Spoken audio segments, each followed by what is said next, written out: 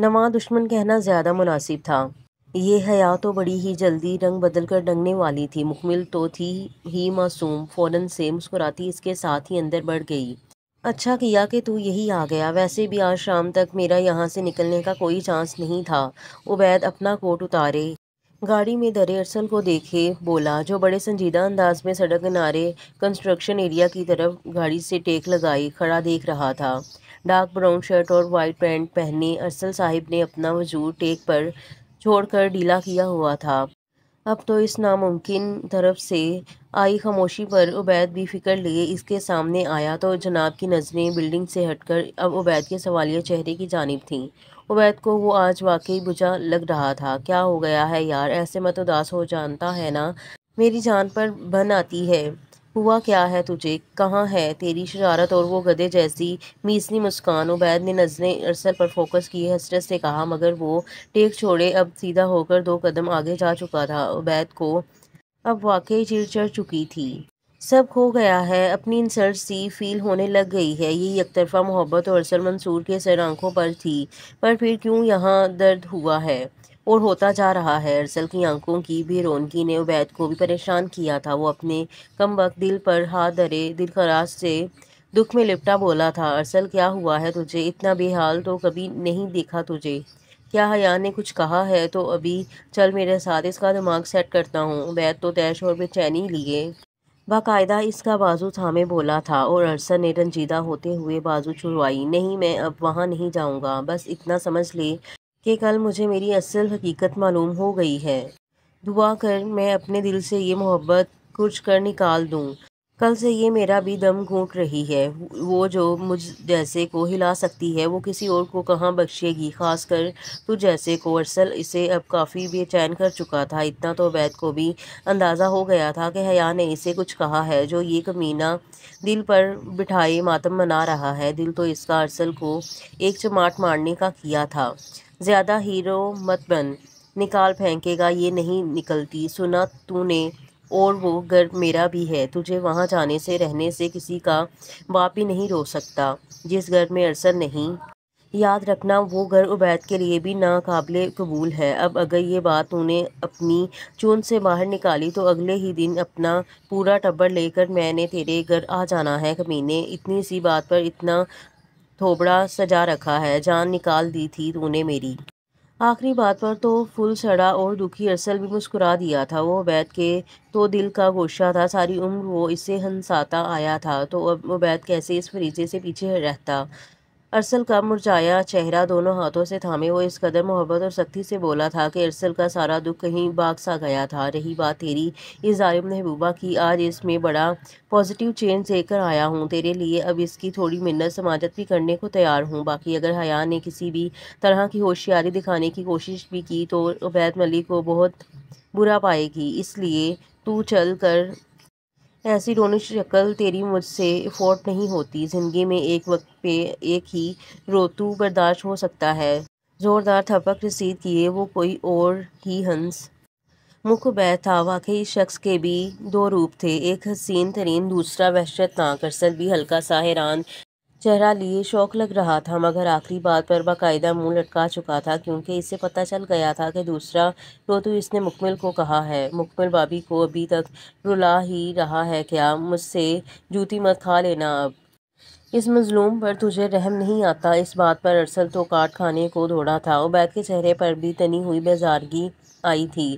جس دن اسے مجھ پر آئے گا مجھے بھی اس پر آ جائے گا۔ سنجیدگی نے عبید ملک کے چہرے کی رعنائی پر سایہ ڈالا تھا۔ ارسل تو منہ بنائے اس انوکھی مخلوق پر کچھ دے مارنا چاہ رہا تھا جو اتنے آرام سے اطلاع دے رہا تھا۔ اف یا اللہ، اس بندے کو دل سے نواز دے۔ میرے ساتھ جو تیرے اندر سے خوش مزاجی نکلتی ہے وہ اس وقت کہاں مر جاتی ہے؟ ارسل منہ بسوڑے اس سے جنرل نالج میں اضافہ کرتے بولا تھا۔ عبید نے رخ پھیرے شرارت سے اپنے پیارے غسیل ارسل پر نظر ڈالی جو اس کی اس شرارت پر آگ بگولا ہو رہا تھا۔ تو میری جان ہے اور وہ عبید ملک کی جان کی دشمن تو نہیں سمجھے گا؟ عبید کے لہجے میں صفاقی کے بعد مایوسی پھیلی۔ سب سمجھتا ہوں، میری مان، تو اپنی اکڑ مت دکھانا اسے بہت مشکل سے محبت ملتی ہے عبید، اسے یوں مت ستا کہ قدرت تجھ سے یہ نعمت واپس لے لے، تھوڑا پیار عبید اسے بھی دکھا، وہ سہا نازک دل جو اس گھمنڈی عبید ملک کے سینے کے اندر ہے، اس سے ملوا اسے، اپنی تنہائی کا ہر خوف اس کو بتا تاکہ وہ تیرے اصل روپ کو جانے، یوں تو وہ تجھ سے بہت جلد دور چلی جائے گی۔ دونوں کے چہرے پر ایک سے زیادہ خطرناک دکھ کا سایہ ابھرا تھا، عبید کے چہرے کی تاریکی کو تو اسے بے جان کر رہی تھی۔ ارسل اپنے ہاتھ اس کے کندھوں پر دھرے اسے اپنے مشورے دے رہا تھا، وہ میری نہیں ہے، میں اسے اپنا نہیں سکتا، اور قدرت تو اسے دے کر واپس لے بھی چکی ہے یار، اس کا دل اب جب اس کے پاس ہے ہی نہیں تو میں کہاں اپنا دل جوڑوں، کہاں پر سر پھوڑوں، خالی دل کی اس لڑکی پر مجھے رحم نہیں آتا، وہ رحم کے قابل ہو کر بھی نہیں ہے، میں اسے دور کر دینا چاہتا ہوں۔ اور میں چاہتا ہوں ایسا نامکمل جہاں کسی دشمن کو بھی نہ ملے، تو مجھے اس سلسلے میں جو بھی اچھا مشورہ دے گا میں اس کا الٹ ہی کروں گا، کیونکہ میری انا پر چوٹ بھی بہت گہری ہے، دن میرے لیے رات ہو گئے ہیں اور رات مزید گہری رات ہو رہی ہے۔ وہ ارسل کو تلخی اور سنجیدگی سے لاجواب کیے دوبارہ سے بلڈنگ ایریا کی طرف بڑھ گیا تھا۔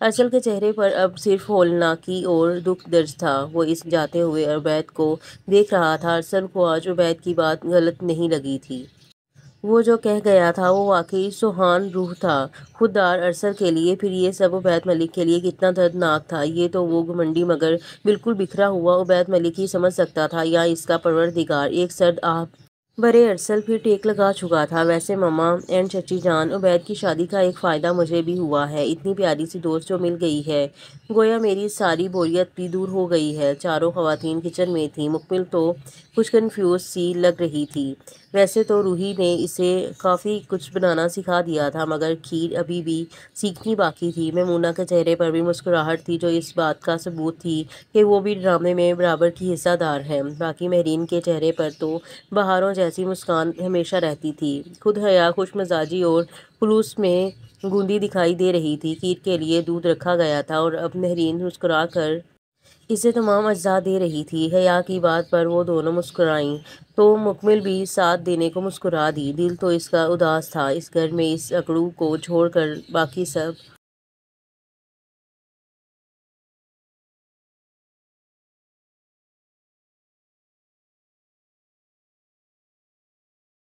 اسے بہت اچھے اور خوش اخلاق لگے تھے، بس اسی کی قسمت پھوٹی تھی جو اسے عبید ملک جیسا جلاد ملا تھا۔ ہاں نا، اور کیا تم دونوں بہنیں ایک دوسرے کے ساتھ ساتھ ہم خواتین کو بھی کمپنی دے دیا کرنا۔ اب تو ڈرائی فروٹ پلیٹ میں ڈالتی ہوئی میمونہ بھی مخاطب ہوئی تھیں، مکمل ہلکی سی اداسی کے سنگ چمچ ہلا رہی تھی، بالکل باقی جیسے ہی اس گھر میں کوئی پوتا پوتی آئے گا پھر تو ویسے بھی ساری بوریت ختم ہو جائے گی، کتنا اچھا وقت ہوگا نا۔ مہرین کے ایک دم کہنے پر مکمل کے ہاتھ سے چمچ چھوٹ چکا تھا، دل نے الگ خوف زدہ ہو کر دھڑکنا شروع کر دیا تھا۔ میمونہ اور حیا نے معنی خیز نظروں کا تبادلہ کرتے فوراً ہی منہ پر شرارت سجائی۔ ہاں ہاں چچی، کیوں آپ ابھی سے میری پیاری دوست کو ہلکان کر رہی ہیں، دیکھیں کیسے گھبرا گئی ہے، بیبی بھی آ جائے گا، ابھی تو انجوائے کے دن ہیں، ویسے بھی آج کل کون اتنی جلدی بیبی کا سوچتا ہے۔ ہاں ہاں سچی پوچھے تو عبید کو ڈیڈی بنا سوچ کر ہی مجھے ہنسی آ رہی ہے، اوہ کتنا کیوٹ لگے گا نا بابا نا۔ میں نہیں سوچ رہی، نظر نہ لگ جائے میری۔ مکمل کا دل اب سچ میں شدید رونے کا چاہا تھا، آگے وہ جلاد کم ٹارچر تھا، اب یہ ذہنی جھٹکا بھی الگ لگ گیا تھا۔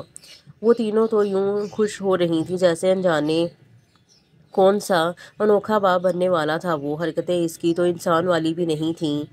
میمونہ نے پلیٹ دیے مسکراتی باہر نکل گئی تھیں، جبکہ مہرین تو اس بے حد کنفیوز سی مکمل کو خود میں سمو چکی تھیں۔ ایک بیزار سی مسکراہٹ حیا نے بھی اپنے چہرے پر گھسیٹ لائی تھی، البتہ ہے پیار اسے رتی برابر ہضم نہیں ہوا تھا۔ مہرین بھی ان دونوں کو کام سونپے خود باہر نکل گئی تھی، اب چمچ حیا کے ہاتھ میں تھا اور مکمل بت بنی ہوئی افسردہ سا تاثر لیے کھڑی تھی۔ مکمل تم خوش ہو؟ حیا فوراً سے چہرے پر فکر مندی کا سمندر سجائے بولی تو مکمل ہڑبڑاتی ہوئے اس بات میں سر ہلائے چونکی۔ گڈ، پتہ ہے مکمل جب عبید کی شادی کا سنا تھا تو مجھے اس کی بہت فکر تھی، مگر اب تمہیں دیکھ کر میری ساری فکریں دور ہو گئی ہیں، تم اسے سنبھال لوگی۔ حیا کے لہجے میں چھپی بات مکمل کو ہلا چکی تھی، حیا بہت مہارت سے اپنا کام شروع کر چکی تھی اور مکمل کا ہونک زدہ چہرہ اسے اس کی کامیابی کا ثبوت بھی دے چکا تھا۔ کیا مطلب سنبھال لوں گی؟ مکمل کے چہرے پر خفگی سے ابری، دوسری طرف وہ بھی چمچ سائڈ پر دھرے منہ پر غمگینی لائی اس کی طرف مڑی۔ ایکچولی وہ مجھے پسند کرتا تھا، لیکن میں ایسا کچھ نہیں چاہتی تھی۔ انفیکٹ وہ میرے پیچھے پاگل تھا۔ مجھے خوف تھا کہیں وہ ضروری خود کے ساتھ کچھ کر نہ لے۔ تمہیں پتا تھا تو ہوگا کہ میں ڈیڈ مما شادی میں بھی نہیں تھے۔ میرے انکار کی وجہ سے فیملی ایشو ہو گیا تھا، مگر تھینک گاڈ آج ہی صبح سب سیٹل ہوا ہے، اور تمہیں اور عبید کو ساتھ دیکھ کر میرا باقی کا خوف بھی ختم ہو گیا ہے۔ حیا کے لفظ یوں تو مکمل کے لیے تکلیف کا باعث نہیں ہونے چاہیے تھے، مگر وہ اس کا دل روک گئے تھے۔ یہ تکلیف اس کا اندر زخم کر گئی تھی۔ اب اسے سمجھ آئی تھی کہ اس نے 2 دن پہلے عبید ملک پر کون سا پہاڑ توڑا تھا، کیونکہ مکمل کا دل اب عبید ملک کا گلا دبانے کو چاہا تھا۔ عبید کو خبر بھی نہ ہوئی، اور حیا بہت ہوشیاری سے اپنا کام کر گئی۔ مکمل گر جانا چاہتی تھی، مگر بہت مشکل سے خود پر اور اپنی آنکھوں کی نمی پر بند باندھے وہ قائم تھی۔ دل اس رکاوٹ پر مر جانا چاہتا تھا۔ کیوں ہو رہی تھی اس کو تکلیف؟ کس حق سے؟ جب اس نے عبید پر یہ ظلم کیا تھا تب اسے احساس نہیں تھا، مگر اب تو اسے عبید کی اذیت کا بہت اچھے سے احساس ہوا تھا۔ میں آتی ہوں۔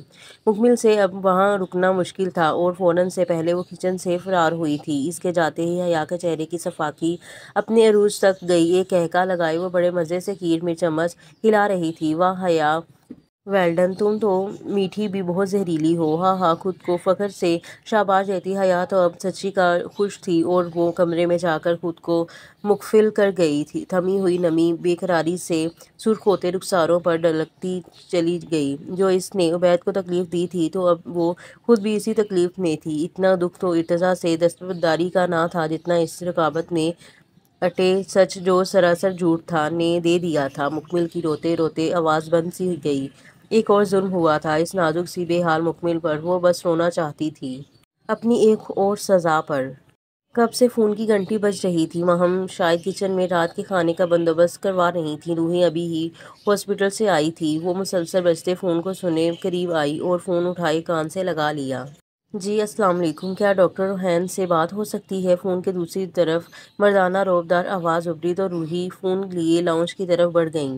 چہرے پر تجسس واضح تھا۔ جی جی، میں روحین بات کر رہی ہوں، کہیے۔ روحی چہرے پر سنجیدگی لائے صوفے پر نیم دراز ہوتے بولی تھی۔ میں ڈاکٹر فراز بات کر رہا ہوں، سمن کا بھائی۔ بولنے والے کا اتنا سا تعارف بھی بہت تھا، کیونکہ سمن روحی کی کولیگ ہونے کے ساتھ ساتھ بہت مددگار دوست بھی تھی۔ ارتضیٰ کو ڈھونڈنے میں وہ روحی کی مدد کر رہی تھی۔ آج تک یہ دونوں مل کر ہر یتیم خانے فلاحی ادارے میں چھان پھٹک کر چکی تھیں۔ روحی کی اس تلاش میں سمن نے اس کا بہت ساتھ دیا تھا اور دے رہی تھی۔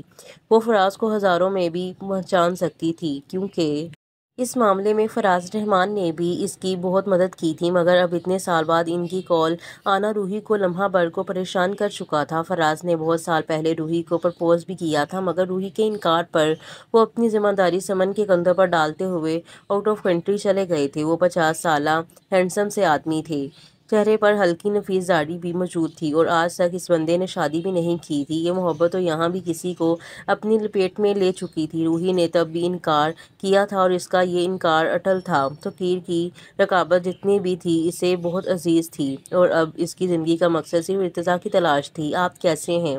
اتنے عرصے بعد آپ کی آواز سن کر اچھا لگا۔ سب خیریت ہے نا؟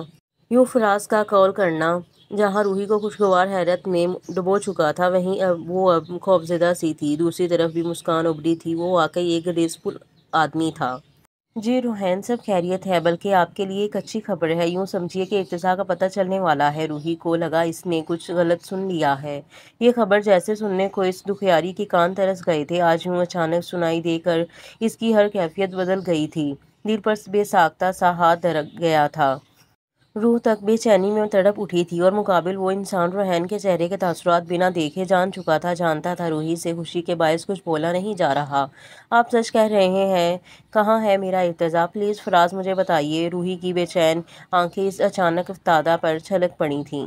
جی روحی، ایک قبائلی علاقہ ہے، بہت وسیدہ اور پرانا۔ پہلے یہ قصبہ تھا۔ جاگیردارانہ نظام کے باعث یہاں کا شمار ضلع طور پر نہیں ہوتا تھا۔ وہاں کے ایک پرانے یتیم خانے سے پتہ چلا ہے کہ جن دنوں ارتضیٰ گم ہوا تھا اسی وقت وہاں 3 بچے لائے گئے تھے۔ 2 بہتر حالت میں تھے، جبکہ تیسرا بچہ تھوڑی طبیعت ناسازی کے مراحل میں تھا۔ مجھے امید ہے کہ ارتضیٰ انہی تینوں میں سے ایک ہے، اس لیے ہمیں اس قبائلی علاقے کے یتیم خانے جانا ہوگا۔ میں 1-2 دن تک پاکستان آ رہا ہوں۔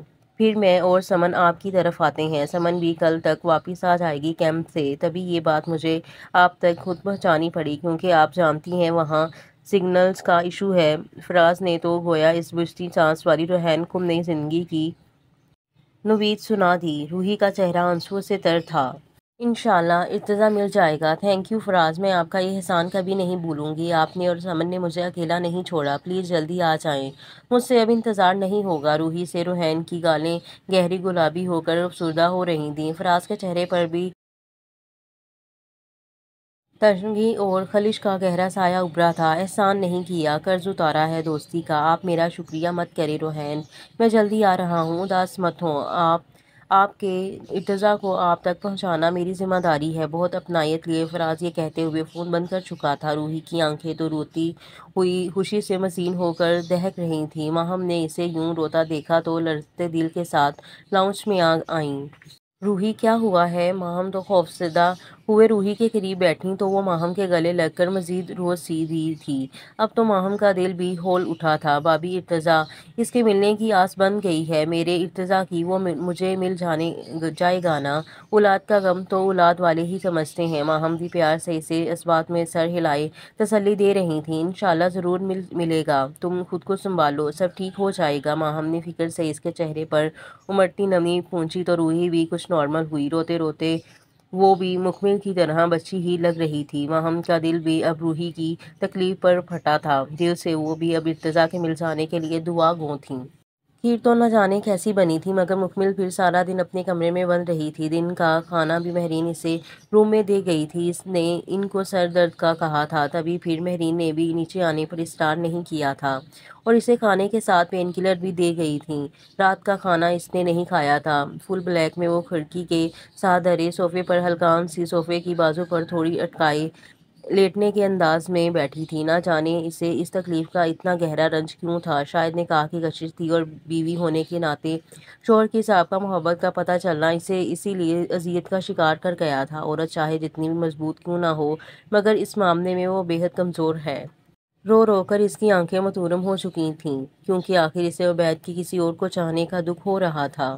رہ رہ کر خود پر کہکے لگانے کا دل چاہ رہا تھا۔ آج عبید پورا دن خاصا مصروف رہا تھا۔ اس کا ارادہ تو مکمل کے لیے شاپنگ کا بھی تھا مگر 10 سے پہلے وہ سائٹ پر ایریا کے کام سے فارغ نہیں ہو پایا تھا۔ کھانا اس نے اور حمزہ نے آفس ہی کھا لیا تھا جبکہ جواد اور دلاور 8 بجے تک واپس گھر آ گئے تھے۔ عبید آیا تو مہرین نے اسے مکمل کے سر درد کا بتایا تھا جیسے سن کر وہ سیدھا کمرے میں آیا تھا۔ محترمہ ہلکا اندھیرا کیے صوفے پر گری ہوئی تھیں۔ عبید کے آنے پر بھی وہ ہلی تک نہیں تھی۔ شاید لیٹے لیٹے اس کی درد سے بوجھل آنکھیں بند ہو گئی تھیں۔ اس بے رحم کو اچانک اس کومل سی پری پر رحم آیا۔ اپنا سیل اور چابی ڈریسنگ پر درے الماری سے اپنی شرٹ ٹراؤزر نکالتا ایک مہربان اور تھکی نظر مکمل پر ڈالتا ہوا وہ فریش ہونے جا چکا تھا۔ 15 منٹ تک وہ نہا کر باہر نکلا تو مکمل اب صوفے کی پشت پر آنکھیں بند کیے ہوئے لیٹی تھی۔ ٹاول سے بالوں کو خشک کیے وہ ایک سرسری نگاہ پھر مکمل پر ڈال چکا تھا۔ ٹاول اپنی جگہ درے وہ ہلکے گیلے بالوں میں ہاتھ پھیر کر بیٹھتا اب آہستہ آہستہ قدم اٹھاتا مکمل کے بالکل سامنے جا کر کھڑا ہوا تھا۔ مخمور سی دکھائی دیتی مکمل کا حسن اسے اس ہلکی روشنی کے سنگ ماندہ سا لگا تھا۔ مجھے تجھے اس کی ضرورت ہے، سوائے اس مصیبت کے یہ دنیا خوبصورت ہے۔ ہلکی سی بے خودی لیے وہ اس پر جھکا شاید اسے اٹھا کر بیڈ تک لے جانے کے لیے مگر وہ اس کے لمس کی حدت زدہ تاثیر ملتے ہی اپنی زرد آنکھیں کھولے اسے پرے دھکیلتی ہوئی روئی سی اٹھ کھڑی ہوئی۔ ہلکی روشنی میں بھی عبید اس کے چہرے کا سوجا پن دیکھ چکا تھا۔ اس سے پہلے کہ وہ اس کی پہنچ سے دور جاتی عبید اس کی بازو پکڑے اسے بے دردی سے اپنی طرف کھینچ چکا تھا اور وہ اس اچانک کی کارروائی کے نتیجے میں اس کے چوڑے سینے سے جا ٹکرائی تھی۔ عبید کا اس تپش زدہ وجود محسوس کیے یکدم افسردہ ہوا۔ اس المسی گرفت کی مدت بہت قلیل تھی۔ وہ روتی ہوئی ایک بار پھر اسے پرے کرتی اس گرفت سے بھاگ جانے پر پلٹی مگر عبید یہ سب بہت ہی فکر لیے دیکھتا ہوا اب خود اس رخ پھیر کر روتی مکمل کے سامنے ہلکان ہوا تھا۔ سب ماتم کس لیے؟ صبح تو تمہیں انسانی روپ میں چھوڑ کر گیا تھا، تمہارا وجود اس قدر دہک کیوں رہا ہے؟ یہاں دیکھو، کسی نے کچھ کہا ہے تمہیں؟ عبید کے لہجے میں یہ محبت اور فکر دیکھ کر تو وہ زخمی شیرنی کی مانند اس کی گرفت سے نکلنے کو مچلی تھی۔ چھوڑے مجھے، ڈونٹ ٹچ می، کہا ہے نا میرے قریب مت آئیے گا۔ وہ دیوانی اور بدحواس ہو رہی تھی۔ عبید کا اپنا دل کانپ اٹھا تھا۔ مکمل کام ڈاؤن۔ عبید نے بے قراری سے اسے سینے سے لگانا چاہا مگر وہ ایک بار پھر بے دردی سے اسے پیچھے دھکیل گئی۔ مکمل کی وحشتناک روئی آنکھیں سامنے والے کا ہولناک امتحان بنی تھیں۔ آپ بہت برے ہیں، میری سوچ سے بھی برے۔ مجھے تو میرے کیے کی سزا دے دی آپ نے۔ آپ کی سزا کہاں ہے؟ میری محبت تو خواب تھی عبید۔ میں نے جسے چاہا اس کا وجود پتہ نہیں اس دنیا میں ہے بھی یا نہیں، پر آپ نے تو ایک زندہ وجود کو چاہا۔ میں نے آپ کو سچائی بتائی اور آپ نے تو وہ بھی نہ بتا کر گناہ کیا۔ کیوں آخر؟ جب آپ کو مجھ سے کوئی سروکار نہیں تھا تو کس لیے مجھے اس اذیت کا شکار کیا آپ نے؟ میں تو سمجھی تھی صرف میں آپ کی نہیں، پر یہاں تو آپ بھی میرے نہیں ہیں۔ چلے جائیں میری زندگی سے۔ وہ ہزاروں کی طرح روتی ہوئی عبید کے دماغ کو شل بھی کر گئی تھی۔ وہ ہولناکی لیے مکمل کی کہی باتوں پر ساخت ہوا تھا بلکہ بے جان ہوتے ہوئے بے حالی کو جا پہنچا تھا، مگر پھر سمجھ آنے پر بہت تیزی سے مکمل کے قریب پہنچا تو اسے دیکھنا بھی گوارا نہیں کر رہی تھی۔ ویٹ، کسے چاہ لیا ہے میں نے؟ یہ سب کیا شروع ہوئی ہو؟ میرے کوئی بات پلے نہیں پڑی۔ برائے مہربانی صاف صاف کہو۔ عبید تو واقعی حیرانگی لیے اس کے چہرے کو فوکس کیے اسے کندھے سے تھامے پاگل سا ہوا تھا۔ چھوڑیں مجھے، آئی ہیٹ یو، جا کر اسی سے شادی کریں۔ میری زندگی کیوں سزا بنا رہے ہیں آپ کا کیا نقصان کیا تھا جو آپ نے یہ 2 دن مجھ پر ٹارچر کیا؟ اللہ آپ کو اس کی سزا ضرور دے گا۔ مکمل کا غصہ تو دکھ میں لپٹ کر لرزہ خیز ہو رہا تھا۔ عبید سے بھی اب مزید برداشت نہیں ہوا تھا۔ وہ شدید الجھن اور جھنجھلاہٹ کا آخر شکار ہو چکا تھا۔ مکمل میرا دماغ خراب مت کرو، جو بات ہے سیدھے طریقے سے بتاؤ۔ عبید کی جلالی وارننگ تو مکمل کا رکا سانس مزید سکھا چکی تھی۔ وہ نظروں میں شدید کرب لیے اس ظالم کی جلاد گرفت پر ہلکان ہوئی، جواب بازو سے کندھوں تک آ گئی تھی۔ سیدھے یہ کہنا ہے کہ مجھ سے دور ہو جائیں۔ اب آپ کا میرے قریب آنا مجھے مار دے گا۔ مکمل کے لفظ سنتے ہی عبید کے ہاتھوں کی گرفت بھی ہٹ گئی تھی۔ وہ بھی ان تپتی سانسوں کے حصار سے باہر نکلی تھی۔ عبید کا چہرہ تاریکی لیے اندھیرا نگری کا سماں پیش کر رہا تھا۔ میں نہیں چھوڑ سکتا، کم از کم اس کنڈیشن میں تو ہرگز نہیں۔ حیا نے تمہیں یہ کہا ہے کہ میں اس سے محبت کرتا ہوں، رائٹ؟ عبید دوبارہ سے اس کا ہاتھ تھامے روکتے ہوئے بڑے مطمئن انداز میں اندازہ لگاتے بولا، جس پر مکمل سے بمشکل ضبط کیے دکھ کو آنکھوں کی خونخواری کے سنگ دیکھا۔ اور یہاں پر ایپیسوڈ کا اختتام ہوتا ہے اور ملتے ہیں اگلے ایپیسوڈ میں۔ تب تک کے لیے دیں مجھے اجازت۔ اللہ حافظ۔